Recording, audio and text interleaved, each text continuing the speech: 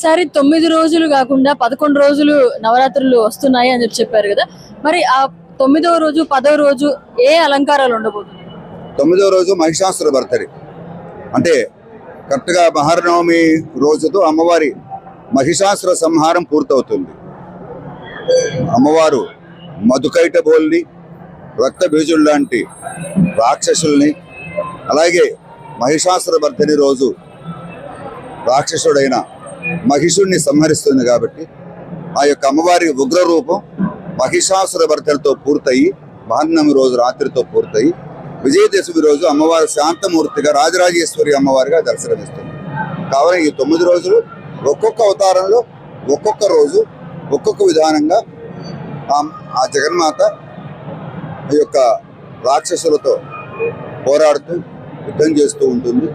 ఇవన్నీ కూడా దేవి భాగవతంలో చక్కగా ఏ రోజు అమ్మవారు ఎవరితో ఎక్కడ ఎలా పోరాడుతుంది, దానికి సంబంధించిన ఏ రాక్షసులతో పోరాడుతుంది, అమ్మవారికి బండ సైన్య వజోద్యుక్త బాలా విక్రమ రచిత, ఇవాళ వీళ్ళందరూ కూడా అమ్మవారి సైన్యాధ్యక్షులు. కాబట్టి వీరందరూ కూడా యుద్ధం పూర్తయిన తర్వాత రక్తబీజుడి సంహారం నుంచి అమ్మవారు సంహారం మొదలుపెట్టి మహిషాసురుడితో సంహారంతో పూర్తవుతుంది. కాబట్టి మహిషాసుర మర్దిని మహానవమి రోజు ఈ యొక్క అమ్మవారి కూడా మహిషాసుర సంహారం యొక్క దీక్ష పూర్తి.